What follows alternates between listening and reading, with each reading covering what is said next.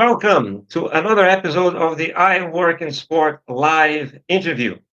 This is the show where we talk to accomplished sport business professionals who come here to share their knowledge, their experience, tips, and advice in order to help you succeed in your career. If we're just meeting, my name is João Frigerio. I'm the founder of iWorkinSport, and I want to say a big thank you for being here with us today.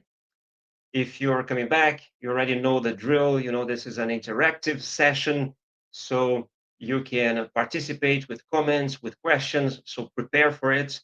And you can already start writing the comments to let me know where you're watching from. That is always good to know.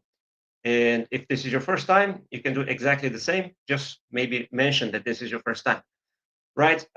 Today, I have the pleasure to welcome to the show Alex Leitão, the CEO of NEOM Sports Club, the leading sports development project within Saudi Arabia's ambitious NEOM project.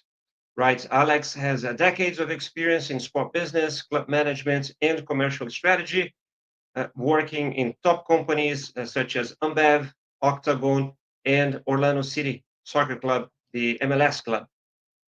Before I invite Alex to join me, I want to say that this episode is brought to you by Mint, the leading recruitment agency for sports and entertainment in Europe. Many people may still be familiar with the name Sport Carrière, but the company recently rebranded as it expands more and more into entertainment and the international market. Right. So if you are someone looking for your next move in the sports industry, check out wearemint.com. The link is on the description of the video. Also, if you're a company looking for help to hire the best talents, get in touch with Mint. I'm actually working with Mint internationally, so feel free to reach out to me directly. That's it. So without further ado, let me invite Alex to join me right after this.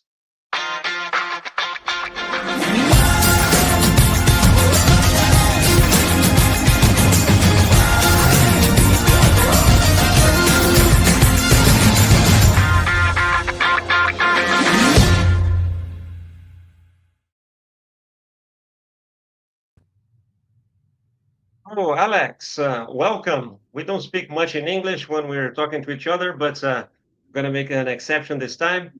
Welcome. Thank you for making the time to come into the iWorkinSport live interview. It's a pleasure, João. It's always good to speak about our industry. Hopefully, we're going to have an hour here with not only for me speaking, but as well to share knowledge and to receive questions and to interact with your audience. That would be great. Great. Thank you, Alex. So as I explained to you sort of beforehand, this is mainly focused on career, right? So iWorkinSport mission is to help people uh, to have a successful career in sports, especially when they're starting their career. So maybe let's start with a summary of yours. Let us know a bit about your journey. How did you start working in sports? Maybe even your background before that, what you studied. Let us know a little bit about that. Look, it's not long to explain. Actually, it's pretty simple. So I started my career as a trainee in a company called Brahma that became Ambev. Now it's AB InBev, one of the biggest brewery and beverage companies in the world. So I started there as a trainee, and long time ago. And then and I spent 10 years in the Ambev. The last 3 years of my period in Ambev, I was part of what we starting to be a sport marketing department. I was responsible for the relationship between Ambev and the Brazilian national team. So I become part of the delegation of Brazil, especially during the World Cup in 2002. So I was working with Ambev and becoming the liaison of the relationship of that sponsorship with the Brazilian national team. After that 10 years in Ambev, I spent another 10 years in my own company. So I decided to leave Ambev to start my own company, B2S, sports marketing agency. That sports marketing agency was going very well until, but not that big until Brazil was chose to host the World Cup 2014 and the Olympics. And then with that, all the big companies in the world come and start to look into the country as an opportunity to expand. And then I realized at that moment that would be very important for me to partner with one of those big sports marketing agencies instead of going alone. So after a couple of conversations with a couple of big companies, we decided to partner with Octagon, and then B2S become Octagon Brazil. So another 10 years between B2S and Octagon Brazil. Then I was invited by Flávio Augusto da Silva that he decided to do an investment into football, soccer in the United States. And then we started the Orlando City. And then I spent another 8 years Sorry, in Orlando. when was that? When was that? Which year was that? That was in January 2015. The project started a little bit earlier than that. We started to looking and making feasibility studies of where to go in 2012. But the club starts their journey in the MLS in 2015. And then now, after that, I spent a very short period of time back in Brazil and Atlético Paranaense as the CEO. And then now I am leading this project, NEOM SC, the sports club here in Saudi Arabia. So, long story short, that's what I've been doing with sports in the last 24 years. Oh, great. Well, you started with a very big company in Brazil. Was already the biggest brewery, and obviously now Ambev internationally. And then it's about more than 20 years in sports, in the agency side, in the club side. So very enriching.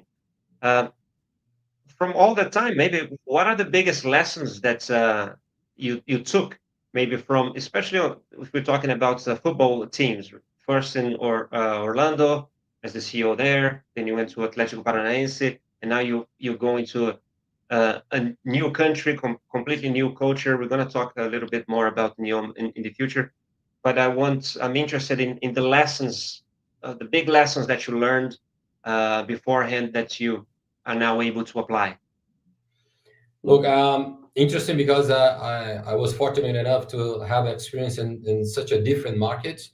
The US and Saudi Arabia and Brazil, completely different stage of maturity of football and the sports in those marketings.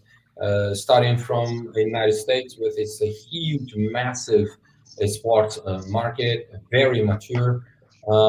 Then coming to Brazil with something that for me as a Brazilian was one of the objectives of my life was to experience that atmosphere and the stadium, to go into a country where football is a religion and people had that sports in their veins. So that was important for me. And working with a club with 100 years instead of Orlando City, when we started from scratch.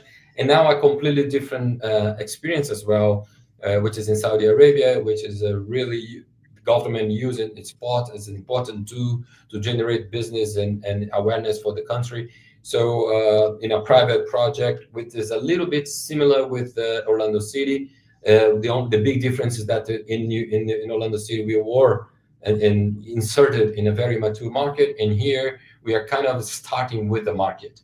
So all three completely different.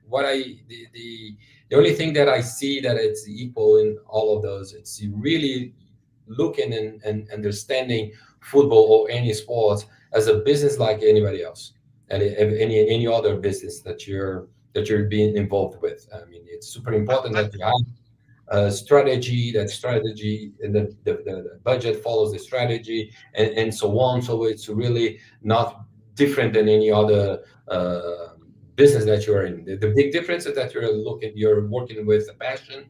You're working with not a exact science that happens in some other business, but you have to take that in consideration. But looking as a professional, as a business, as any other else. Great. And in terms of you also work with the public, right? With the audience. What are the main differences and similarities? In a way, I was in Saudi Arabia a few times recently, and they are really passionate about football. In a way, similar to Brazilians. Obviously, in the US, soccer or our football, soccer there is not the main sport, but it's growing strong. How is it different to deal with the audience, say of supporters in Brazil, in Saudi Arabia, and in the US? I mean, in US, when we arrived there in 2015, it was, I mean, now it's a little bit more mature than when we were there. In 2015, we really started from scratch, and of course, there was at that moment we need to build the fan base, and we can discuss more what was the strategy, what we did in order to get it done.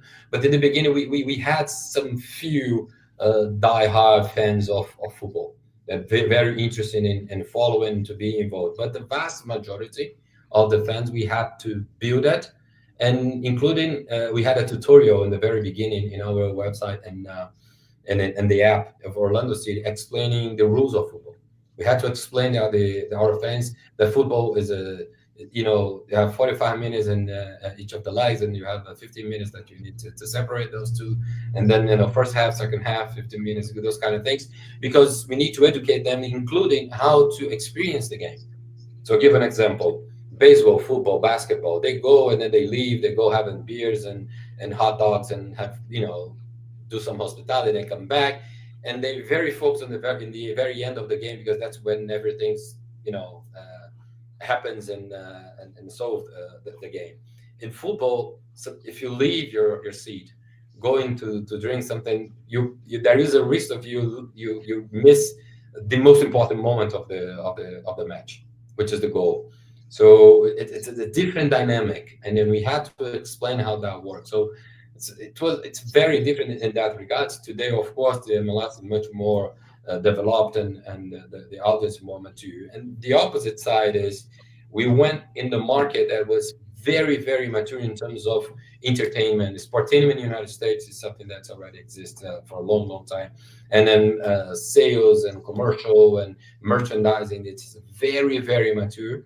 The NFL and NBA, the big leagues, started that for a long, long time. In Brazil, we're getting better. Here in Saudi, we're just starting. So a good example, we were talking today about this. So we are developing our plans here in terms of merchandising. And then I mentioned to my team here in Saudi, say, look, 2 days ago, I was watching the college basketball national final in the United States, because one of the schools that were involved, it was my daughter's school, University of Florida. So there was a final, University of Florida against University of Houston, and then and that game was started 9:30 p.m. and ended 11:30 p.m.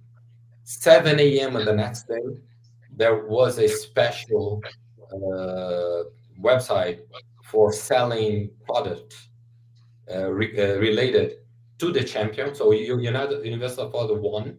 So inside University of Florida website, you could buy items of being the champion, the championship items. A couple of hours later, 6,270 items, SKUs,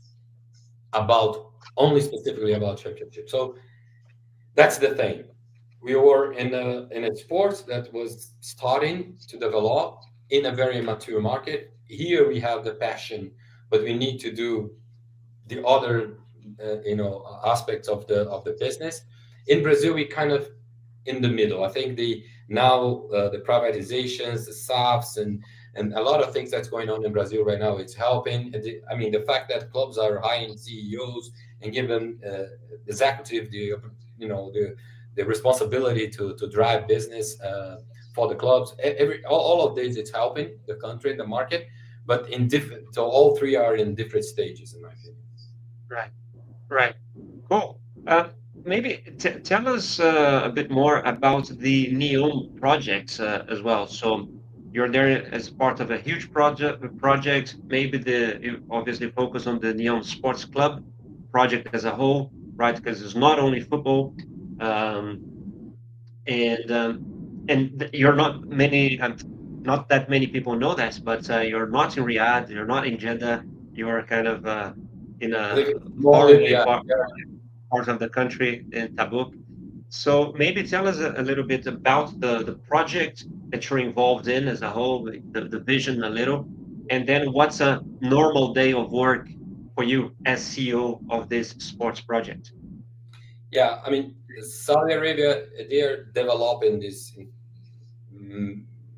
massive region that's the size of Belgium here in that's going to drive tourism and business and trades and actually the economy of the country. So it's pretty massive, and they understand that sports is such an important drive for every region that exists here in Saudi Arabia. So they've been involved and they're investing and they're trying to bring big events to Saudi. So you see the Asian Winter Games is going to be here.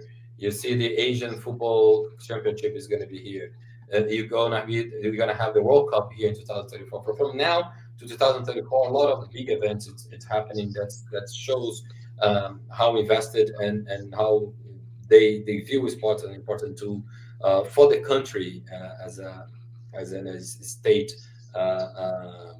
tool to develop the country itself. So having a sports club here in the region, it was very important for them. That's why they come here and decided to start this from pretty much scratch. I mean, it used to existed a club here in Tabuk, where I'm in right now, but it's a small club. So now they all came, embrace, make an investment to become big. So right now, João, we have men's football, women's football, and other 11 sports. So we will definitely going to be more focused on and we're going to decide which sports will make more sense for us moving forward. It's part of our strategy.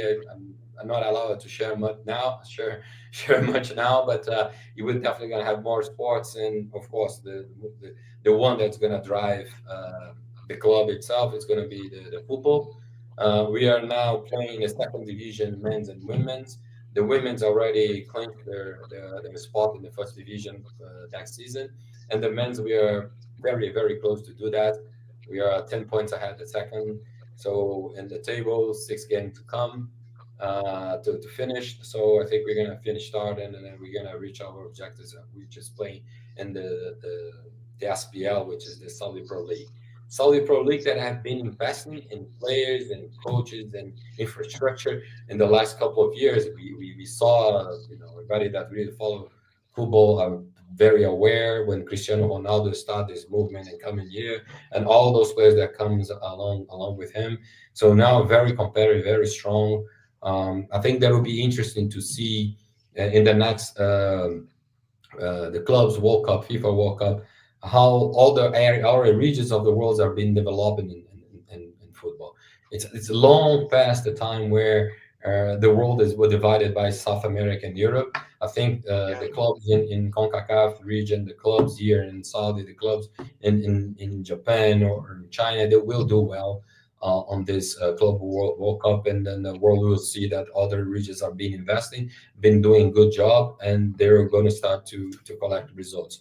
That's what I believe here in Saudi. You go to a game in Riyadh of Al Hilal, you see passionate fans, completely packed stadium, the atmosphere, the energy is great, the entertainment is there. People really love and enjoy going to the matches. So this is something that we're gonna see more and more and developing more and more here in the country. Yeah, I was there recently. I was able to watch a match. Actually, I watched Al Ittihad first during the Club World Cup.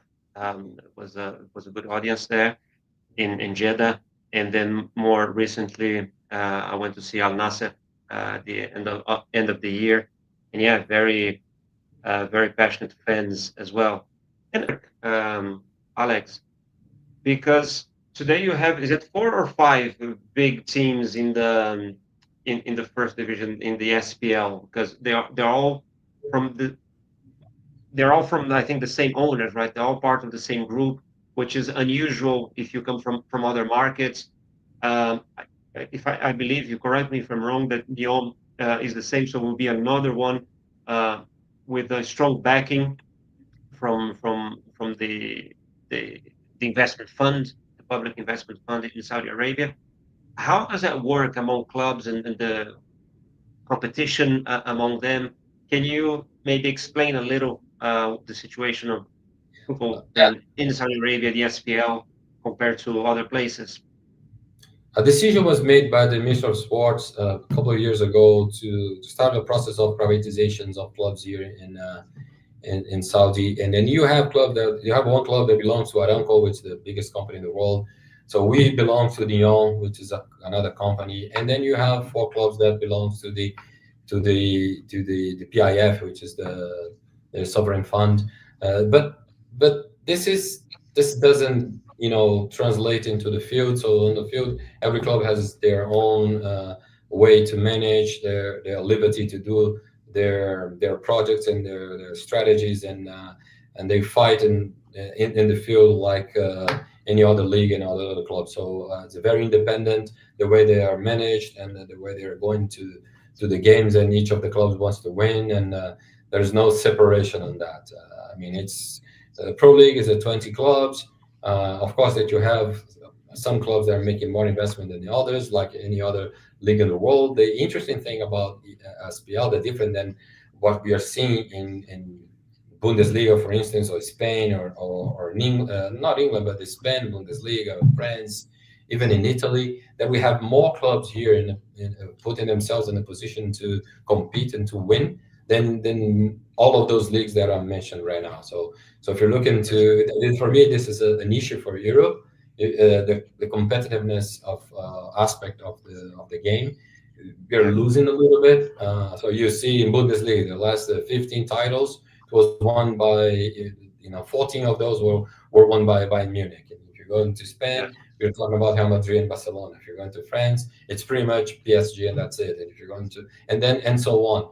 So even in the Premier League, it's about 3, maybe 4 clubs. Here you have more clubs that's in position to compete, which makes more entertaining and more vibrant football and the outcome of the results.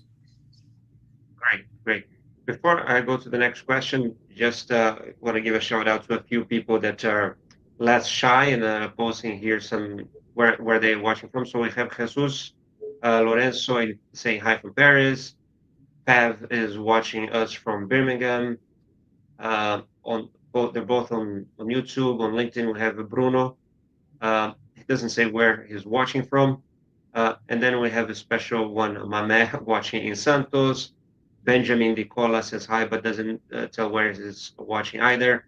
So if you guys want to know, want to let us know where you're from, that would be great. They're all over, really. And also prepare, as I said, questions, comments, feel free. Let's make this interactive.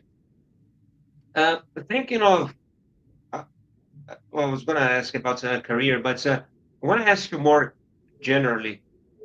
Where do you think are the main opportunities in sport at the moment?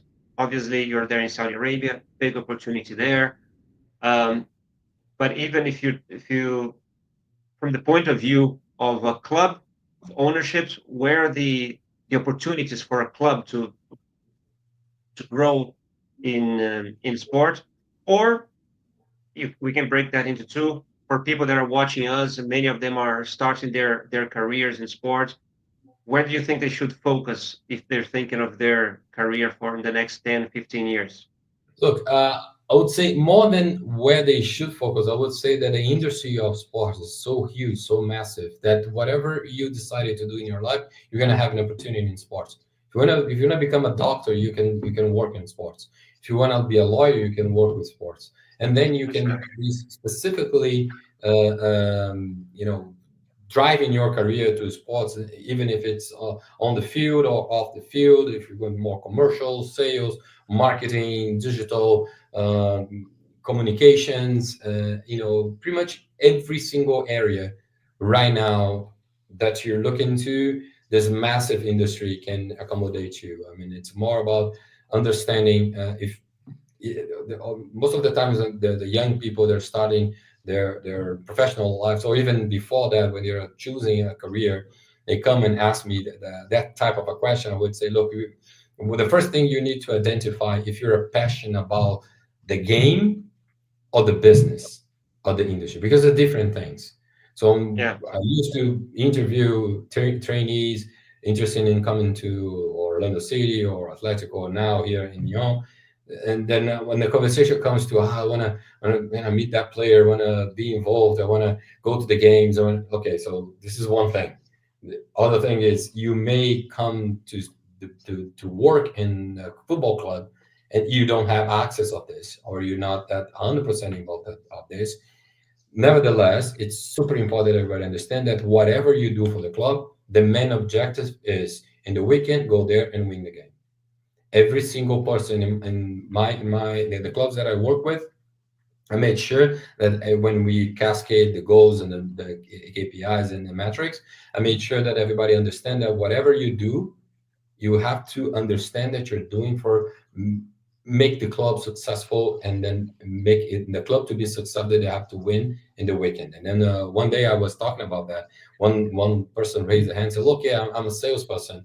I sell tickets. So how can I make sure that I'm doing the right thing in order for that player to score the goals?" And it's completely out of my hand. And my answer to him was, "Do you believe that the players are more motivated to perform better in a full stadium or an empty stadium?" And then he said, "On the full stadium." So that's your job. So make sure the stadium is full, because then it's going to help the players to be more motivated in order to succeed, in order to perform. That's your way to help them, that help us win in the weekend and the weekend. And the commercial sell sponsorship makes revenue, bring the money in, makes us having the opportunity to hire and to pay better and to get the best players. So every single department and area of the club needs to understand that they have a huge impact in how we perform during the weekend, and the most important objective, the 3 points. So it's important to understand that every single area that you choose, that you want to work with, you can be involved, you can be part of the most important part of the game, which is the match. That's super cool. That's like we can call that like company culture. Even is it something that's you're kind of helping to implement there? Is it something that you see already parts of the culture in sport business in Saudi Arabia? Um, we understand that we have a lot of that in the US, or is it still a kind of big difference? Is it something that's they're still sort of learning? How do you view maybe these differences, since you worked in the US? Probably you learned a lot of that, so when you went there, right? Because in Brazil, um, maybe we don't have that vision as the Americans do. When you go to Saudi Arabia, how was this? Was it much different? Was it similar? What can you comment between maybe differences and similarities in terms of, say, working culture when it comes to soccer, to football? I think my understanding and the fact that I'm here, they come to me and then make that and invited me to come here. It's because they want that, they want bringing a different point of views, or having some sort of impact in the league and in the football here in the kingdom, with people with this kind of skill and experience. I mean, in the past, if you saw it, I would say that 100% of the clubs here were managed by Saudis. So now they're mixing a little bit, which is, I think it's a good thing. I came here, I'm learning a lot with them, and at the same time I'm sharing a lot of my past experience, and what I can bring to the table here first is somebody as a Brazilian that was born in the game. I've been, actually, I can say that throughout my career, I've done it all in sports. So I was a sponsor, then I was an entity that looked for sponsors, then I was the agency that helps companies to leverage their sponsorships, and then I work with players, and then now managing teams. So kind of in every area, in every aspect of the game I was part of. So I bring that experience as well. The 7 years that I was leading Orlando City, it's super important to bring entertainment to football.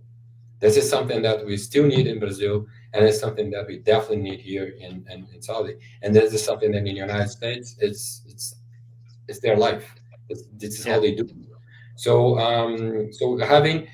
for me, and this is something that I would advise, when somebody's building their career in sports, if you have the opportunity travel around, to be part of different projects in different countries and different markets. I think it's good because that knowledge you bring with you, and then you can make impact in the next project that you're doing. So when we arrived in US, what was the big call is, look, we are bringing a guy who was born in the game, have respect the game. We will do whatever needs to be done in US because we need to understand the market. But at the same time, you're talking about football. You need to respect the game, to understand the game, to understand how you're going to build a successful football team, how you're going to build a successful football operation, those kind of things. And at the same time, coming to Saudi, I bring that knowledge from Brazil, but at the same time, now I'm having some experience from the United States, how they do the entertainment piece of it. So it's really a mix of things. When you build your career, having experience in different markets, that you can bring with you, which is for me, it's super important. Great, great.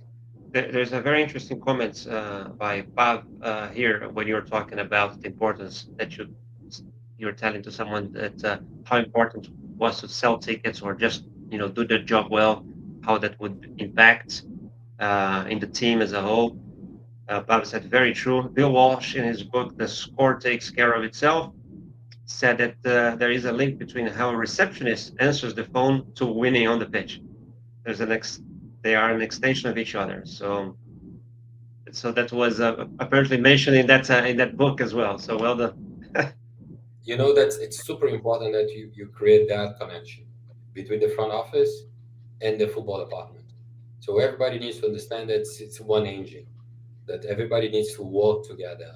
Every single one needs to do their job. The players need to do their job the same way that the accountants and the finance, and then the HR, and then the commercial, and then the marketing, and the communications, and everyone needs to understand that in the end of the day, you're doing your job in order for the organization be successful, which means winning games and winning titles.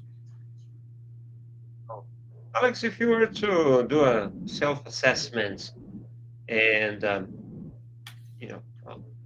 think of what took you to where you are, what do you think are the main skills that you have that allowed you to get where you are in your career? Have you ever thought of that before? And maybe how can someone get to do what you do?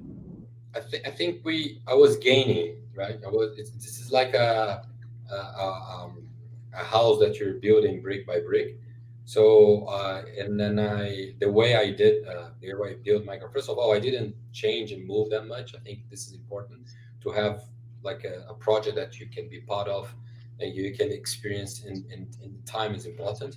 So I spent 10 years in an organization like Ambev. So in terms of management, in terms of corporate culture, in terms of the culture of the meritocracy and goals and very clear objectives.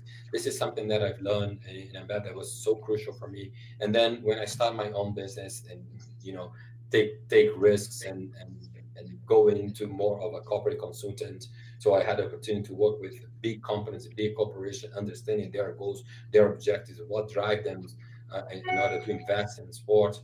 And after that, I left, and then I started with team management. So it's building one brick over the other until I can tell you right now with no regrets that I've done it all in the industry in all different areas that I feel comfortable going in any of those specifically areas. And for me, now that I'm on the team management, it's super important. Like I speak with the guy in sponsorship. Like I already sat in your chair, and by more important, I were already sat in the chair of the one that you negotiated. And that's important when you're building strategies for that specifically matter. So building that level of experience in such an important organizations throughout the years, I think it was super important for me. So my advice is when you're going to build your career, understanding of course what the first step you're doing, but already anticipate the second and third step, because you have to do your work aiming those second and third steps and already looking in the future, and then you have to do what you have to do in order to get there. Okay, cool. Just a message. Benjamin, stay there. We're going to get to your question. Don't worry. It's a good one, by the way. But Alex, I wanted to know, so throughout your career, so let's take the last 20 plus year in sport, what has been the most challenging moment of your career, and what was the big thing that you learned from it? That's an easy answer for you, and honestly, the outcome of that, uh, for me, it was the most incredible moment of my career. I can say without a doubt. I mean, and a career that I was part of the delegation of Brazil winning the World Cup. So you see that in order to have something else, it's the most important moment. It's quite huge.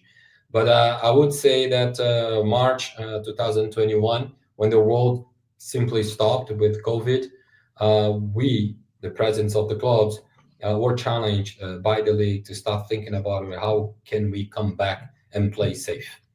So imagine that one day, from one day to the other, and everybody had their own experience with that, major problem that happened in the world. But imagine that from one day to the other, we came from our down in our revenues. In our case, almost 85%. We lost revenues in 85%, and I had this challenge to think very strong in order to come back and start doing something So because that was when the COVID started there for the first time, right? Nobody knew what it was. March to So, 2021. So I was in so Orlando that City. was 2020 then, 2020. 2020, sorry. So yeah, Yeah. you're right. So 2020. So I was in Orlando City with the Major League Soccer, and then all the sports in the country, um, they stopped. Actually, it was ourselves in NBA that was current on season, and then the league challenged us to start thinking about it, ways to really come back to play, because the only way for us to bring back some sort of a revenue is if we would play. I mean, of course, that we will not have people inside the stadiums, but at least we could continue to broadcasting the games and getting the revenues from the TV rights and the sponsors as well. So the first idea of everybody, it was really having clusters in the country to make sure that the clubs will travel less possible trips in order to avoid too many moves. I mean, transportations in order to avoid transmissions of the virus. So and then thinking about this, I just remember in our past experience of the club, when in 2014 we had to play in the Disney Wide World of Sports for 1 year because our stadium was being built. The ESPN Wide World of Sports that belongs to Disney, it's a complex of sports that you have 17 football fields. And I thought at that moment, if we can go there with 17 football fields, we can have like two or three to play games and 14 to practice. Those ones that we're going to play games, we can have like a chroma key around and have some virtual publicity on that. And then we can play safe and bring back broadcasting and sponsors. Why playing safe? Because the Disney complex has so many hotels around it that we can pick one completely empty hotel, having teams in each of the teams in their own floor so they don't cross. Then we can find a way to create, which I call at that moment the safe bubble, where we can protect the clubs and inside on. So I had that idea, and then I decided to call with my friend in Disney. Disney was one of the sponsors of Orlando City at that point. So I called my friend in Disney, and then I told him, look, I have this crazy idea to bring back the league at inside the Disney the Wide World of Sport using the hotels of the Epcot Center complex. And the guy said, look, this could be amazing because right now everything is empty. All the hotels and the Wide World of Sports, everything is empty. So it's good for us that we're going to bring back some business, and it's going to be good if Disney can help bring some live sports to the country at that point, at that moment. That's when we decided, oh, you talk to your people, I'm going to talk to my people, see if they bought into the idea, and then if that happens, then we can create a Zoom meeting, and then we pick from there. João, after 40 minutes of that conversation, there was a call. There was people like Bob Iger, Bob Chapek, Jim Pitaro, Tom Garber, Gary Stevenson. I mean, big guys from ESPN, Disney, and MLS, and then we started discussing that opportunity, and then happened. So we made a tournament that we called MLS Back Tournament. The tournament happened inside the Wild World of Sports. There was no crossing transmission. There's not a single case. Of course, the players and executives were tested every day. They were whoever is in the bubble could not get out of the bubble in any shape or form. So we had to stay there the entire period of the tournament. So we had Fox and ESPN together with us broadcasting the games. It was by far the biggest audience of ever in MLS, because imagine the entire country was eager for some live event, and then it happened that live event. And the funny part, How long did it last? The period in that bubble? almost 3 months inside the bubble.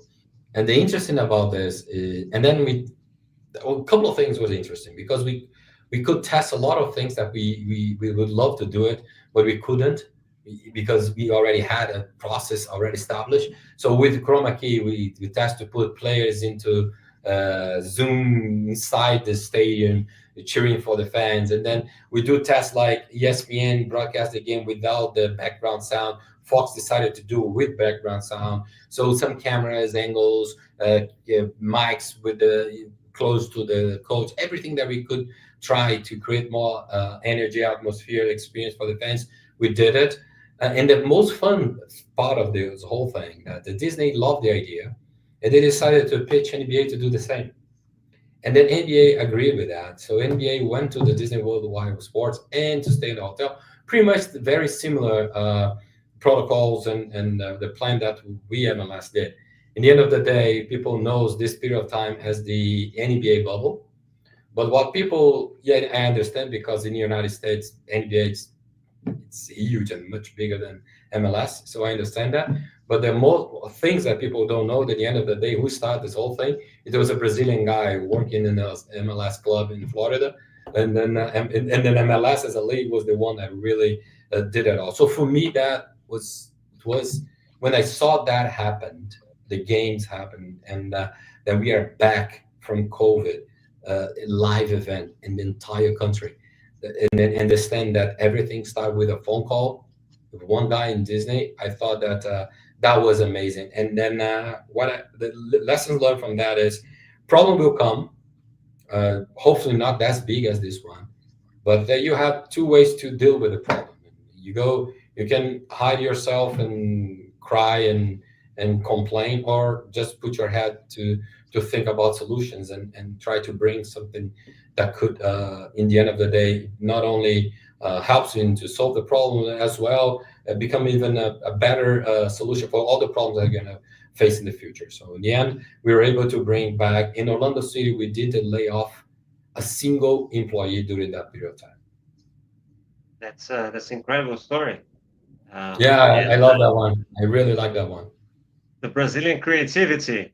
Yeah, When we talk about the jeitinho brasileiro, sometimes they don't have the that good a meaning, but that one was great. So well done. very proud of that project. Yes. Yeah, I would be too. That was incredible. Uh, Alex, and when we talking about for young professionals, say hoping to work in international football management nowadays, what skills or mindsets do you believe are essential, sort of at the moment? I know that you built your career going break by break, but are there some skills that you look for in people when you're recruiting, um, apart from knowing the job, that having some experience doing what you need them to do? But are there skills and mindsets that you believe are essential? I mean, Yeah. I can guess that creativity is one, maybe taking initiative, but what would you say?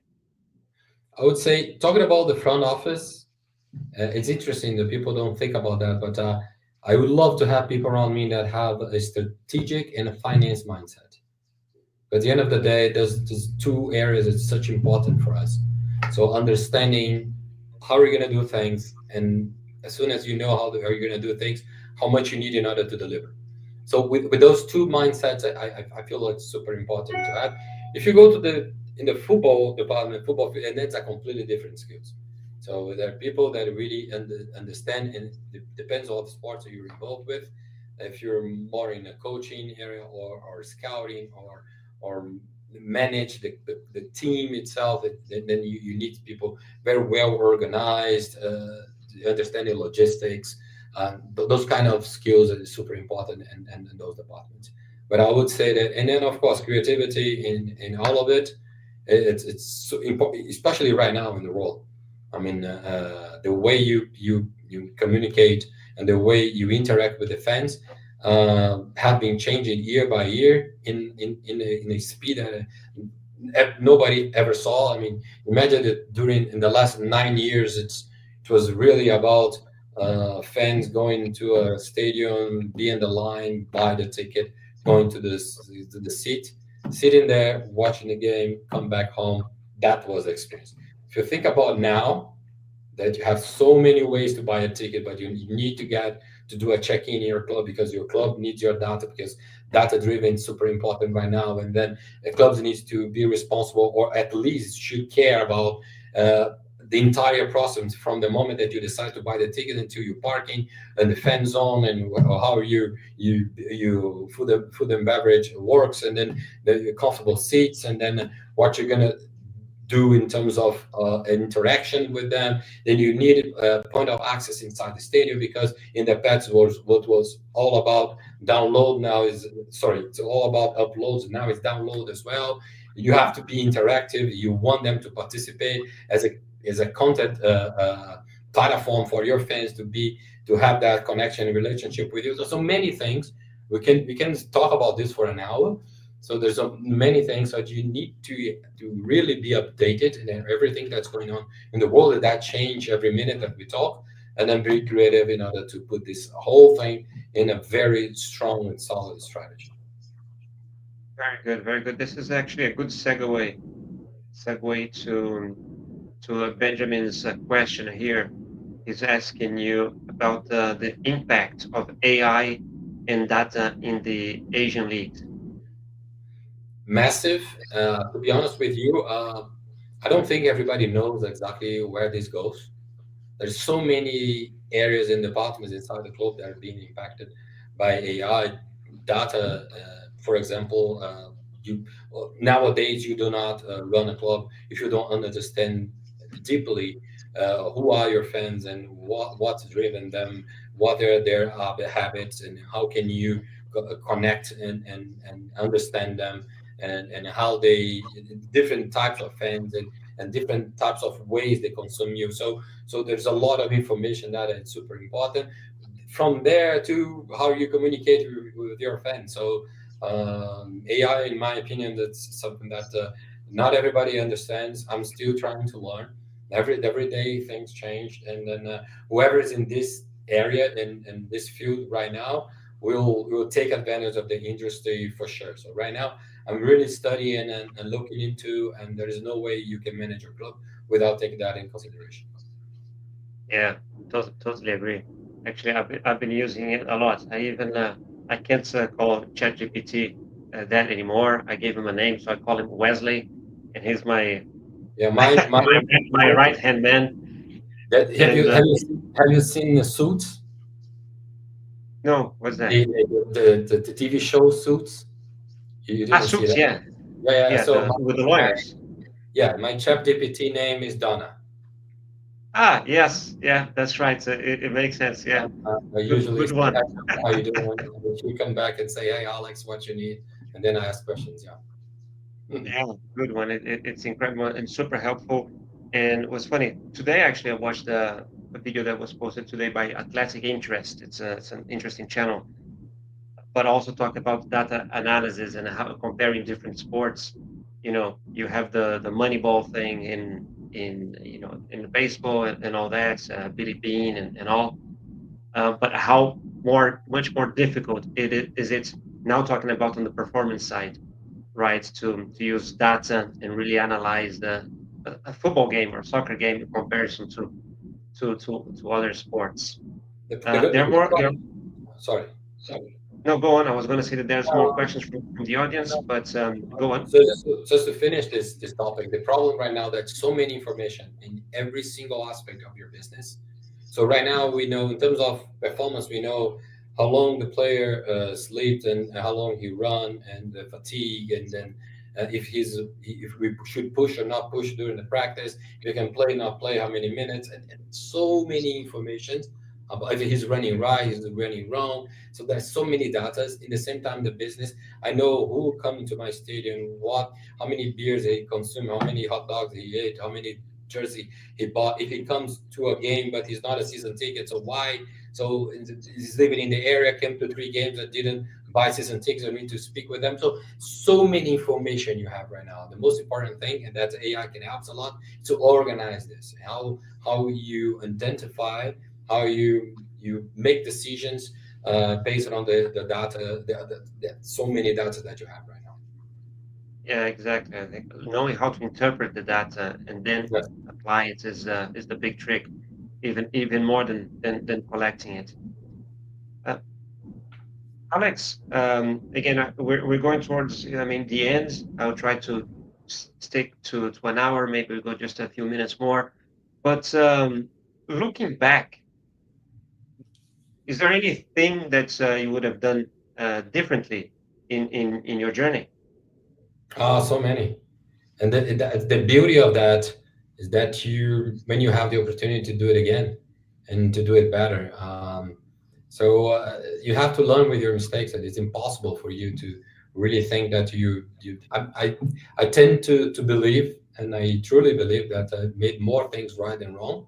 But at the same time, it's super important that you understand whatever you did that was not right. That sometimes you had to do a decision, you postpone a little bit, or sometimes you build something that then in the end, if you could come back in time, I would do this and that thing differently. So it's super important that you knowledge that in order for when you have the opportunity in the future to do it again, you do it right.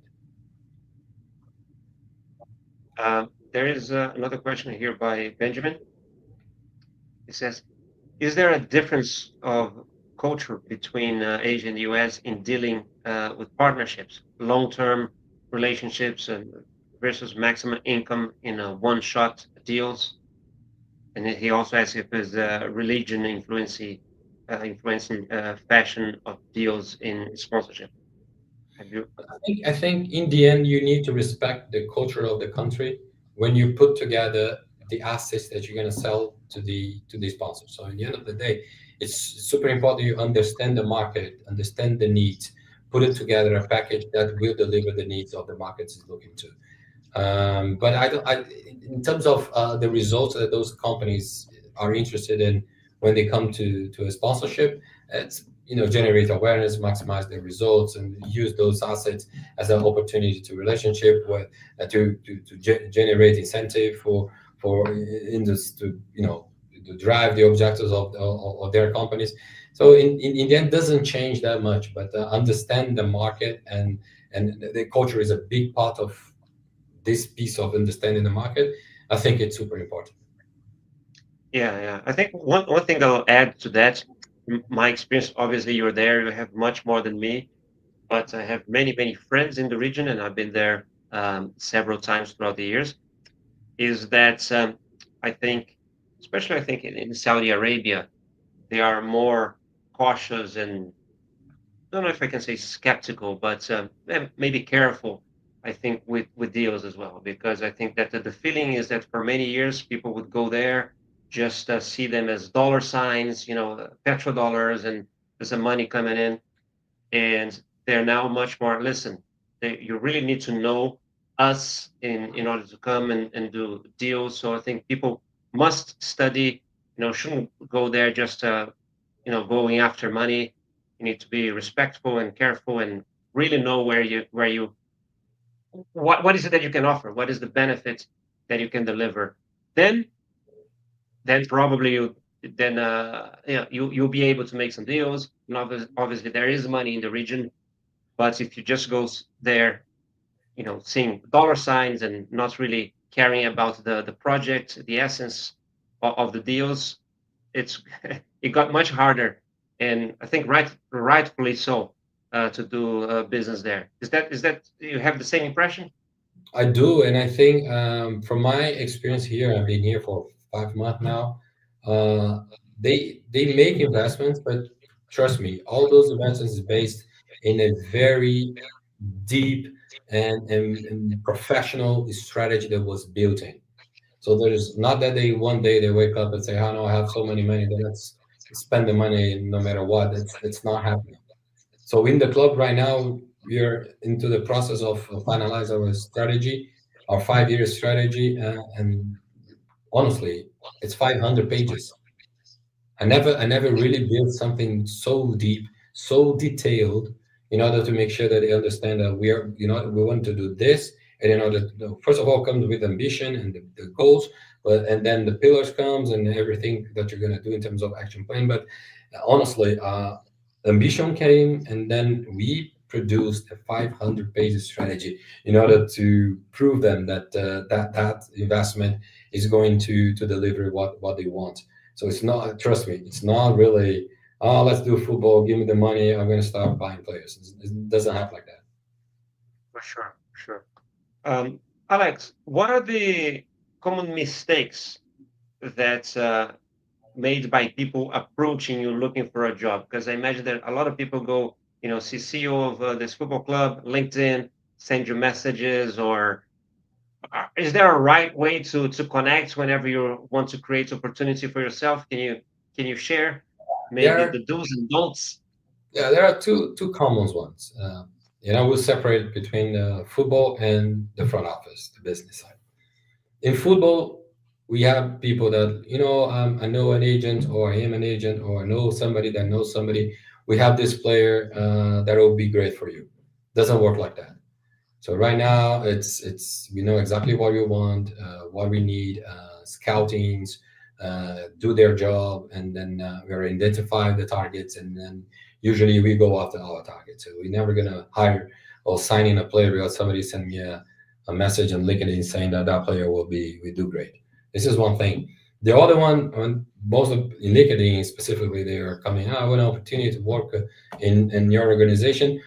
Most of the message comes and starts from, I love football, I'm passionate about football. That's not enough for me. Passion is super important. I'd love to have somebody that it's really love the game and be in the games and be in the match. But then, honestly, what I need is somebody that understands what their skill and career that they choose could contribute to build a business, which is football. So the business comes first, and most of the time people don't came to me and say, look, I developed this skill, I understand that this is the value that I bring to the table. With that value, I think your business is going to grow. We're going to be added this and that, and then bring me that I can guarantee that this is going to happen. So Right. more business driven oriented. Then I'm really a true lover of football, and I want to be part of the game in order to meet players or someone. So that's not the way Yes, it is. that's great advice. Um, I work a lot with academic programs. I actually work very closely with the FIFA Master Program, with them and alumnus of the program. I sit at the board of the Alumni Association and all that, and work with the class close to them in a few projects. But it's still, through the I Work in Sport events, and I present it to other programs as well. So there are a lot of masters in sports management sort of out there, some really, really top quality. But from the point of the employer, of the club CEO, what is the importance of formal education in your view, for someone that wants to pursue a career like that? I think it's important, at least for me to understand how's the mindset of that person. Of course, that I'm mastering in sports, it's something that shows me that the person is really, be involved or have an understanding how the business is it's happening, and it's been managed. So that's two things is important. But one of the things that I see a lot of what kind of experience that person had. When I was in the US, for example, I because sometimes the person is too fresh, too young. I mean, they don't have experience, right? But during the college, during the high school, they were involved in somehow in movements in the sports and in the school. So just to know that they already been there, they already saw it, things that happen, events and so on. So it's a mix. At the end of the day, for any career, it's a mix of things from the experience that the person had with the education that they got. I'm one of those people that truly believe in reading and be prepared and get educated. It's super important to for you to pursue sports management or any other career that you're looking to. Yeah, very cool. Um, Question here from Jesus, I think is in Paris. Which is your favorite sporting moment? Oh, that's easy. I was there. The final game, Yokohama, Brazil against Germany, 2002. Brazil won 2-0. Brazil world champion. I was in the field behind the bench when the referee blows the whistle. So that was I cannot even describe it. For a Brazilian guy, so in Brazil, being part of the delegation in that moment, it's something that I will never forget. That was the good Brazil Germany game, the one that we like to remember. Yeah, the other There one, was we don't talk another one about it. that I forgot. We don't need to talk about it. Yes.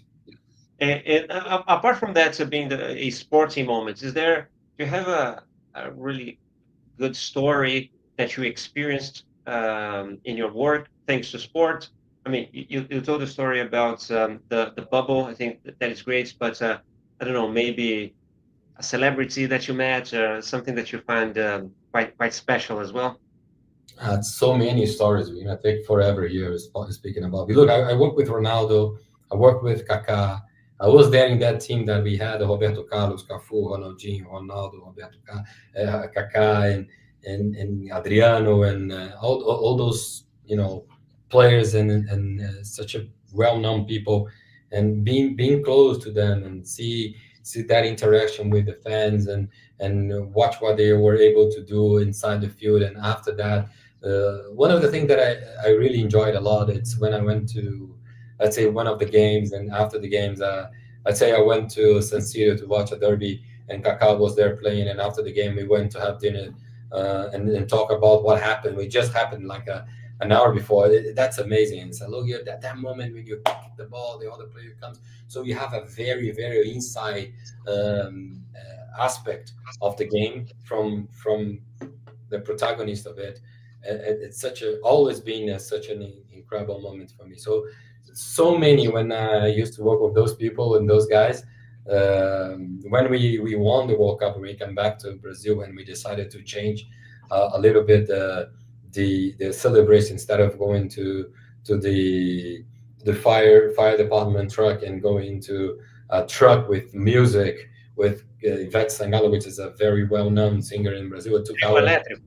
the three electric, yes. And so it took us almost 2 hours to get from the airport to the government palace and to speak with the presidents, and that was really interesting event management experience to say the minimum. So we were so super happy with that. So having relationship with those people and those players, such a great people, I carry very deeply in my heart. It was one of the great moments of my career for sure. Awesome, awesome. Yeah, that's great. Um, Listen, we're really going to the end, and yeah, well, there's someone that is reading my mind here, so I'll let him ask because I was going to ask you exactly that as my last question. So Jesus is asking if you have any book or podcast or something like that to recommend to them to the audience. Oh, this one is a good one. So you should continue to come and listen and following Thank you. books. I have one that I really like, which is Just Do It. Tells a little bit the story behind Nike. There is another one that tells the story about Adidas, which is great. If you think about it, two brothers that really fight each other, and then one become Adidas, the other one become Puma. There's another one that's interesting. The book Alex Ferguson wrote, explaining his mindset in terms of locker room management. It's incredible. I'm a few years consume all or nothing and the Netflix inside shows, which I really like it. So I saw all of them from Formula One, all of them golf. I really like golf and the football. It's something that for me it's interesting because since I know exactly how what works behind the scenes and in the locker room, it's pretty amazing the access that either Netflix and Amazon had inside some clubs during the period of the season. I really recommend. I really, we recommend people to go and look at, so that you can And maybe understand better. and maybe non-sport sporting related. Anything that's you're watching at the moment that you'd like to recommend, or Something that nothing right now that come to mind. Look, I watch a lot, TV show series and stuff like that, and I use a lot of Twitter to get information what's going on in the world right now, and then not to believe everything that's in there. There's more of to understand what people are talking about in order to go dive deeply on that specifically subject. everybody everybody's talking about this series Adolescence. Have you watched it? Yeah, I did. Yeah, This is it's yeah, incredible. you will make you to. It's gonna So makes you think a lot, especially when you're a father. you have It's teenage kids, no? a little bit older than Older, teenage, right? yeah, 19 and 21. But yes, Yeah. that's super important. How important it is to be very close, open, and talk and have the dialogue open with your children is super important. Right. Alex, listen, I can only thank you so much for doing this, for being here with us. Thank you in the name of the audience. They also want to thank the audience who participated, sent questions. Oh, there's another message here that I want to hear. Congratulations, João, for the quality of your guests, and congratulations for the questions. You did very well. This is my mom watching from Brazil, so thank you. And but thanks to everybody else who was there and participated too. And yeah, again, thank you, Alex, and I hope to be in touch soon. Uh, in Saudi, maybe whenever you're in Europe, we can maybe have dinner again. That would be great. Look, as my friends here said, shukran.